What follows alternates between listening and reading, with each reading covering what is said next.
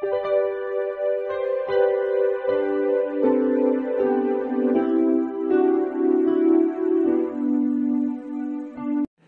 Students, প্রথমেই UK educational টিপসের পক্ষ থেকে তোমাদের সকলকে স্বাগত জানাই।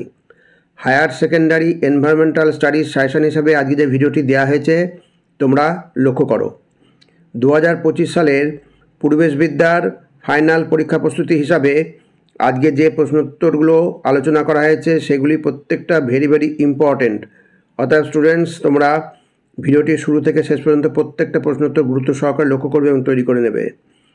এই এমসিকিউ প্রশ্নগুলো যেগুলো দিয়েছি সেগুলো তোমরা লক্ষ্য করো।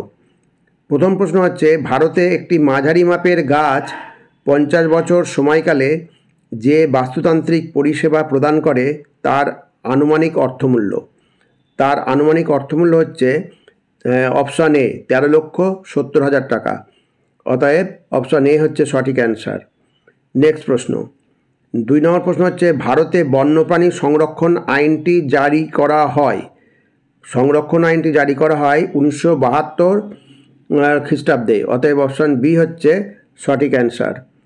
নেক্সট 3 নম্বর, নীলগিরি জীবমণ্ডল সংরক্ষিত এলাকা অবস্থিত।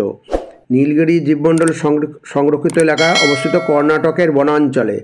অতএব অপশান সি হচ্ছে সঠিক অ্যান্সার। 4 নম্বর প্রশ্ন, ভারতবর্ষে জীববৈচিত্র্য আইন কোন সালে প্রণয়ন করা হয়েছিল? ভারতবর্ষে জীববৈচিত্র্য আইন 2002 সালে। অতএব অপশান এ হচ্ছে সঠিক অ্যান্সার।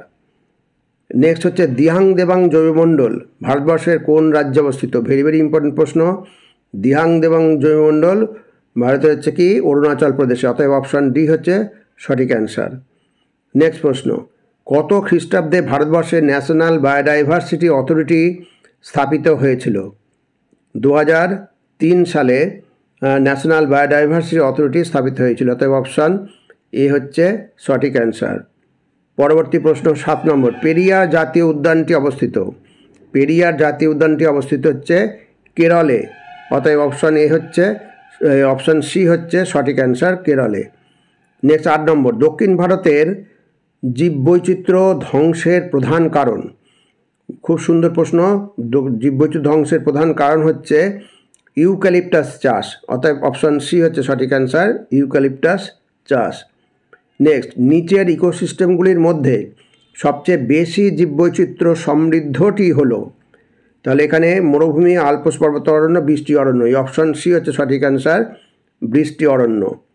পরবর্তী নেক্সট প্রশ্ন হচ্ছে 10 নম্বর, রিও ডি জেনিরো শহরে পরিবেশ বিষয়ে গুরুত্বপূর্ণ আন্তর্জাতিক বৈঠক হয় কত খ্রিস্টাব্দে?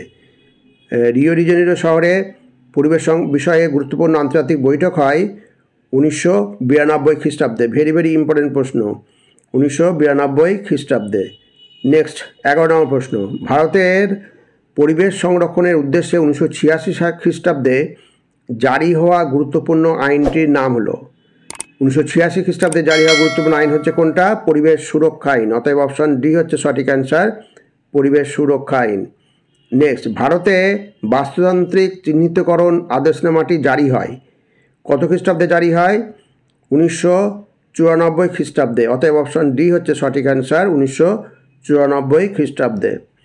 পরবর্তী প্রশ্ন, 1972 খ্রিস্টাব্দে রাষ্ট্রসংঘের প্রথম মানব পরিবেশ সংক্রান্ত সম্মেলনটি অনুষ্ঠিত হয়। ভেরি ইম্পর্টেন্ট প্রশ্ন হচ্ছে 1972 খ্রিস্টাব্দে স্টকহোমে রাষ্ট্রসংঘের প্রথম মানব পরিবেশ সংক্রান্ত সম্মেলন অনুষ্ঠিত হয়েছিল। অতএব অপশান এ হচ্ছে সঠিক অ্যান্সার।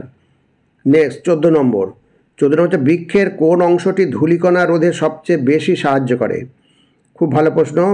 বৃক্ষের কোন অংশ? পাতা। অপশান ডি হচ্ছে সঠিক অ্যান্সার, পাতা।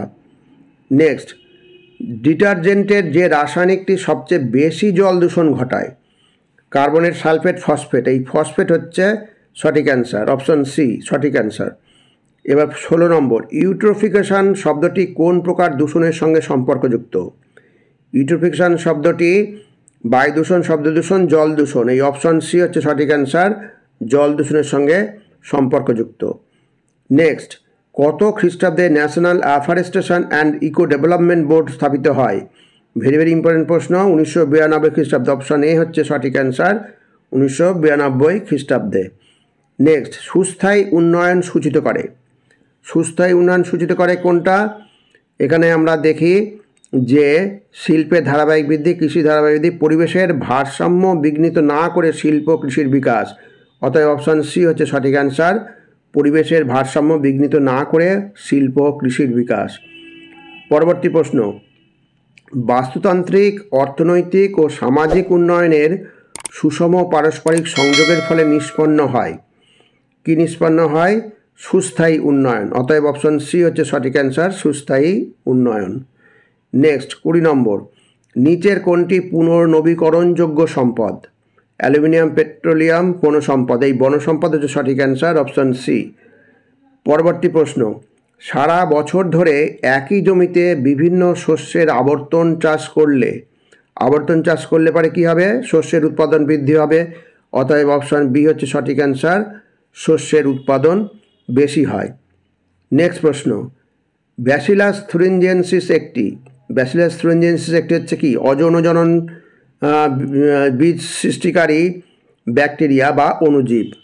অতএব অপশন সি হচ্ছে সঠিক অ্যান্সার। নেক্সট প্রশ্ন 23 নম্বর, কোন প্রকার মাটি প্রচুর পরিমাণে খনিজ পদার্থে সমৃদ্ধ? খনিজ পদার্থে সমৃদ্ধ হচ্ছে কালো মাটি।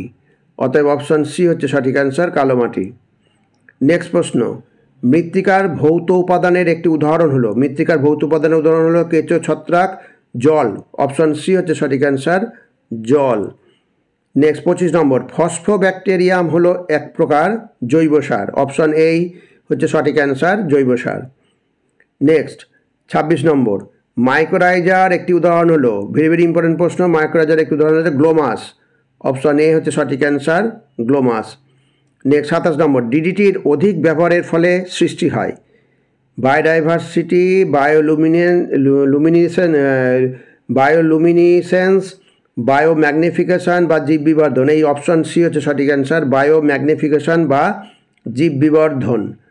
নেক্সট 28 নম্বর, নিচের কোন মাটিকে সবচেয়ে উর্বর হিসেবে গণ্য করা হয়? অ্যালুভিয়াল মাটি। প্রথমেই আছে অপশন এতে, অ্যালুভিয়াল মাটিকে সবচেয়ে উর্বর হিসেবে গণ্য করা হয়। নেক্সট 29 নম্বর, কোন ধরনের মাটিতে প্রচুর পরিমাণে পচা গলা জৈব অবশেষ থাকে? অ্যালুভিয়াল মাটি, বেলে মাটি, হিউমাস মাটিতে প্রচুর পরিমাণে পচা গলা জৈব অবশেষ থাকে। নেক্সট, সুস্থায়ী কৃষি বলতে বোঝায় পরিবেশের ভারসাম্য বিঘ্নিত না করে কৃষির বিকাশ। অতএব অপশন সি হচ্ছে সঠিক অ্যান্সার। নেক্সট প্রশ্ন 31 নম্বর, রাইজোবিয়াম ব্যাকটেরিয়ার মূল কাজ হচ্ছে পুষ্টির জন্য নাইট্রোজেন সংযুক্তিকরণ। অতএব অপশন সি হচ্ছে সঠিক অ্যান্সার, পুষ্টির জন্য নাইট্রোজেন সংযুক্তিকরণ। নেক্সট 32 নম্বর, বিটি শস্য এক প্রকার।